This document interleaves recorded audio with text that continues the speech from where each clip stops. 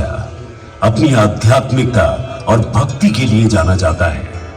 अयोध्या विकास प्राधिकरण इस समृद्ध धरोहर को संरक्षित करने के लिए प्रतिबद्ध है। हम आपसे अनुरोध करते हैं कि कृपया अपने मोबाइल फोन बंद कर दें या उन्हें साइलेंट मोड पर रखें। आशा है कि आप शो का आनंद लेंगे और सूर्य कुंड की पौराणिक कथाओं की समझ और उल्लास लेकर जाएंगे। धन्यवाद।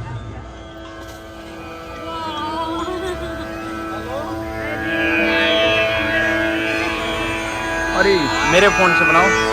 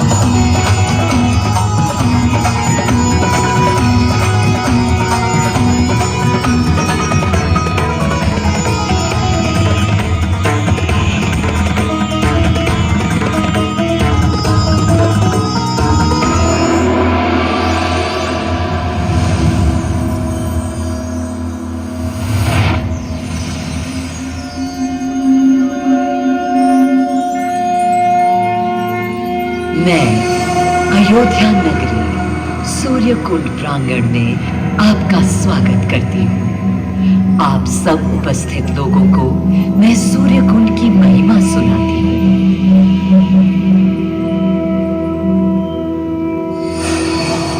भारत की मिट्टी अनेकों दिव्य आत्माओं की जन्मस्थली है, पर आज मैं आपको कथा सुनाऊंगी भगवान विष्णु के उस अवतार की, जिनके अवतरण से मैं पावन हो गई सदा सदा के लिए।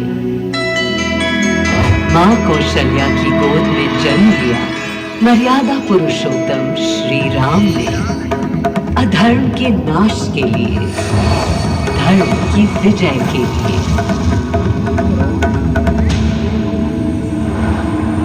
किंतु उन्हें अयोध्या त्याग 14 वर्ष के वनवास पर जाना पड़ा। पुनः वो घड़ी आई जब सीता माता के साथ उनका पुनः आगमन अयोध्या में हुआ। हर्ष था चहुओर और उल्लास था हर दिशा में। वो घड़ी बस आने को थी जिसकी प्रतीक्षा में मैं विद्वत थी, जाने कब से। प्रभु राम का राज्याभिषेक बस होने को था, हर कहीं उत्सव था, पर इस उल्लास पर दुविधा की कालिमा छा रही थी। श्री राम प्रसन्न नहीं थे। राज्याभिषेक का कोई उत्साह उनके चेहरे पर नहीं था। उन्हें राज्य का लोभ नहीं था, सिर्फ अपनी प्रजा की चिंता थी।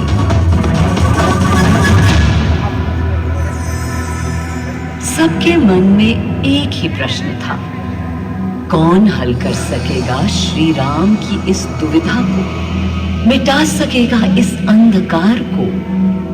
किसके तेज से छट जाएगी ये क्लांति? अरे वही जिसके वंशज हैं श्री राम, जो स्वयं सशरीर धरती पर पधारेंगे श्री राम को राम राज्य समझाने।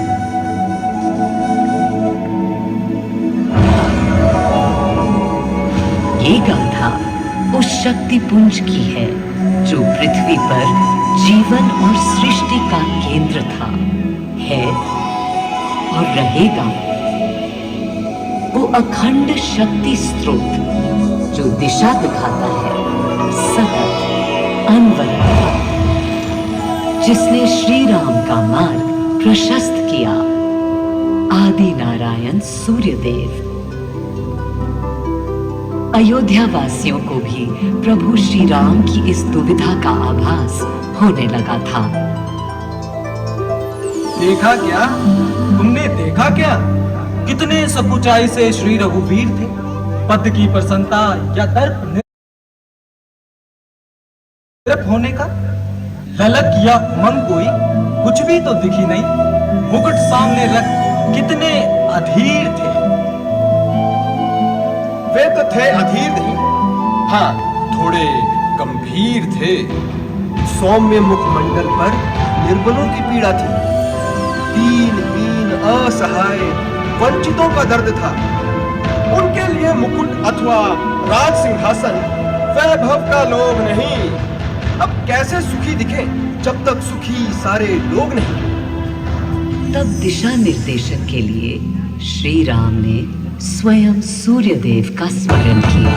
श्री राम सूर्यदेव का आह्वान करने लगे। क्लांत मन से उन्होंने अपने पितामह को याद किया। मन असमंजस में था उनका। कर्तव्य की सही दिशा उन्हें सूझ नहीं रही थी। क्या उचित है प्रजा के लिए, उनके लिए, वंश के लिए, धर्म के लिए, शांति के लिए? इसी परामर्श के लिए अंतर्मन से उन्होंने सूर्यदेव को पुकारा।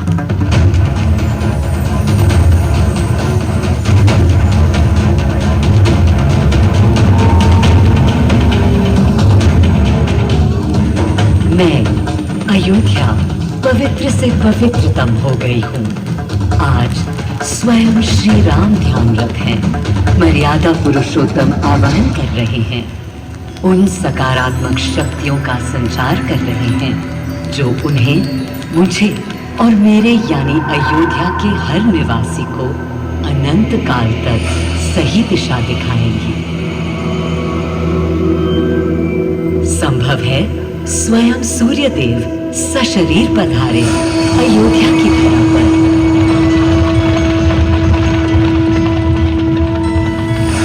और देखो, श्री सूर्यदेव आने को हैं।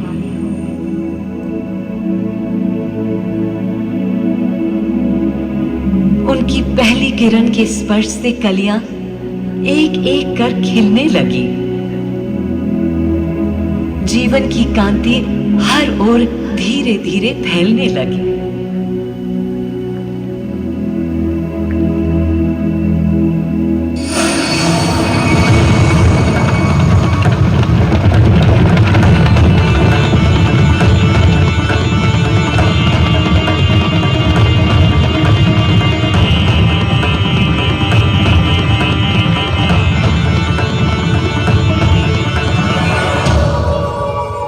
कितना अनोखा दिन है। स्वयं सशरीर अपने अलौकिक स्वरूप में पधारे हैं श्री सूर्यदेव नारायण और उनके अधीर मन के संशय मिटाने को। अधीर हैं या गंभीर हैं, मैं जानता हूं क्या उनकी पीर है।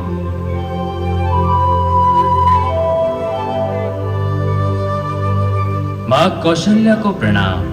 कहाँ है राम? अरे अरे, भूलूं ये बात कि कौन बड़ा है। आज्ञा हो तो आपके चरण छू लूं। अरे नहीं नहीं, ये क्या करते हैं आदि पुरुष? ऐसा अनुग्रह सर्वथा अनुचित है। राम वंशज है आपके, क्यों पाप का भागीदारी बनाते हैं पितामह? पितामह पितामह होंगे हम ब्रह्मलोक में, अब धरती पर जनलोक में आ गए हैं। आइए चलिए। सूर्यदेव के आगमन पर मां कौशल्या उन्हें मिली और विनती की कि हे देव, मेरे पुत्र की दुविधा दूर करें, उन्हें राह दिखाएं ताकि अयोध्या का, पूरे भारत का भविष्य निर्धारित हो सके। आपकी जब पहली किरणें आती हैं तब गोचारण होता है, चिड़िया गाती है, लेकिन इन दिनों कितनी उदास है। कारण है उनके राम की एकाग्र साधना और सुदीर्घ उपवास। सिंहासन की ओर चरण धरना नहीं चाहते, धारण नहीं करना चाहते हैं मुकुट। कोई बात, राज्य अभिषेक के बाद राज्य जो भी चलाए, राम राज उसका ही तो कहलाएगा। मैं आ चुका हूं तपस्वी राम। मनस्वी राम, अपने नेत्र खोलो।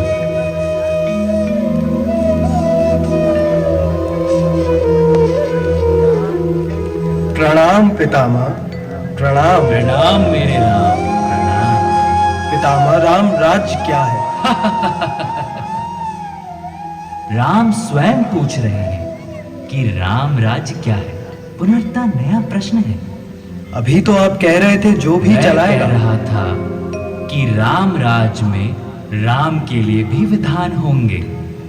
आदिदेव, कुछ अनुमान तो मुझे है, लेकिन अब आप बताइए क्या विधान है?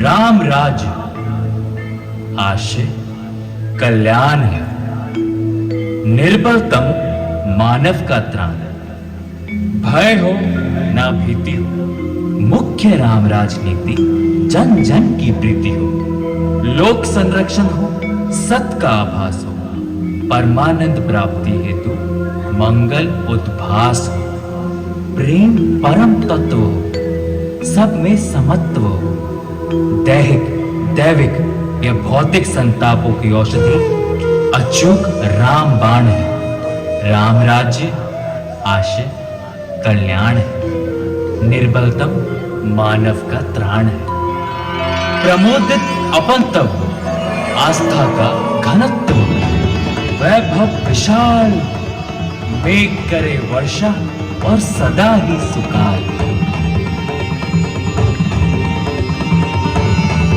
दिशाएं सब मस्त हो, जनपद ये स्वस्थ हो, उपद्रव ना हो और ना कोई आतंक हो, कोई नहीं रंग हो, सुख ही सुख निशंक हो, प्रेम योग धर्म मूल्य प्राण है, राम राज आशय कल्याण है। मां कौशल्या, अभी ये मुकुट मात्र सोने का है। मैं इस मुकुट को राम के साथ सदा उपस्थित होने का बना देता हूं।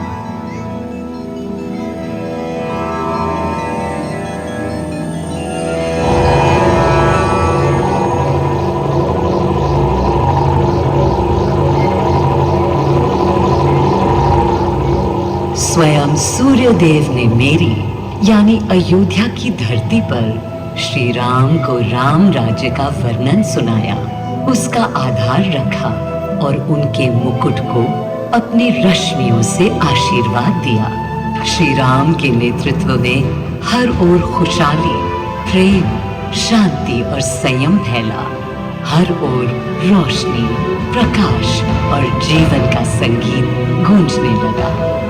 राम राज्य का पथ दर्शाकर चल दिए सूर्यदेव पुनः अपने लोक, ताकि अनंत काल तक अयोध्या ही नहीं, पूरा विश्व उस शक्ति का संचार अनुभव कर सके। हर दिशा खिल उठी श्री राम के राम राज्य से।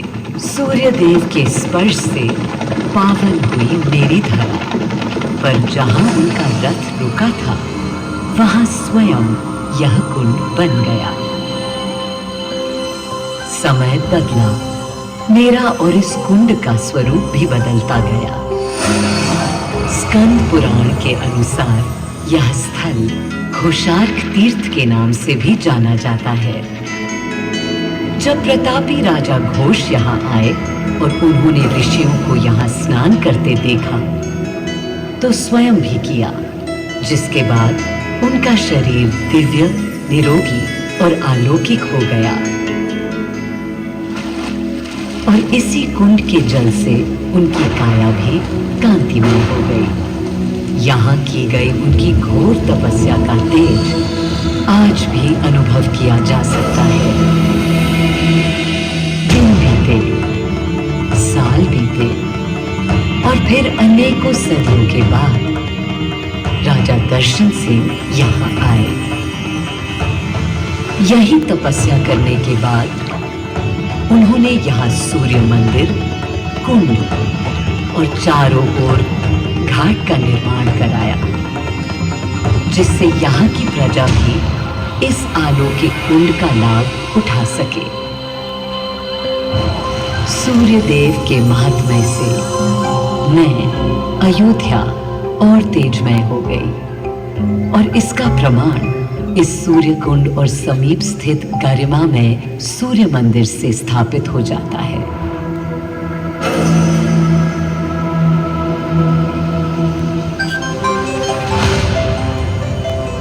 मैं अयोध्या इस हर्ष से फूली नहीं समाती कि मेरी ही धरती पर राम राज्य की आधारशिला रखी गई। आज भी अयोध्या एकता, आस्था और शांति के लिए उदाहरण बनी हुई है।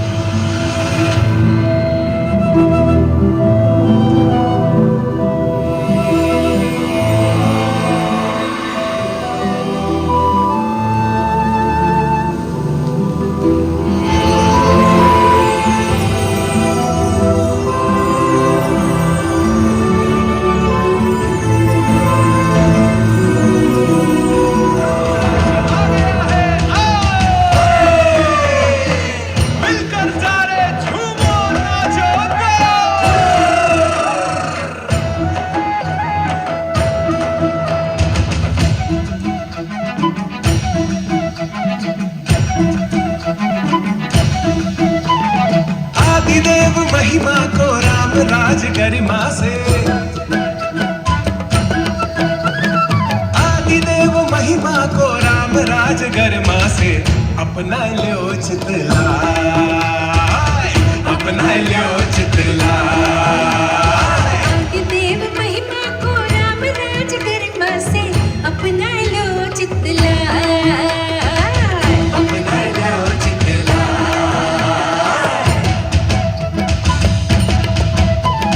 प्रेम रस झांके होंगे, भंगिमाएं बाकी होंगे, बालकों ने चित्रकारी गगन में काकी होंगी, सूर्य देख देख मुस्काए, सूर्य देख देख मुस्काए।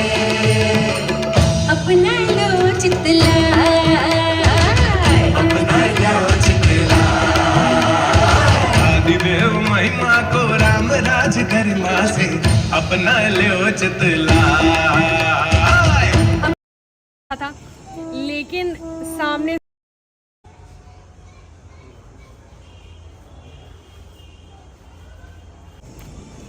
तो गाइस देखो आपने जो भी हमने अभी देखा नज़ारा, मतलब मैं खुद ही सोच में पड़ी हूँ कितना सुंदर नज़ारा था ये। तो इसी पानी में हम लोगों ने देखा है, ठीक है। यहाँ पे फाउंटेन है उसी की हेल्प से जो है वो जो सारी बीच में चीज़ें- दिख रहा है ना आपको, जो हाँ, बीच में दिख रहा है, आपको फाउंटेन दिख रहा है ना, इसी की हेल्प से सब कुछ दिखाया गया था।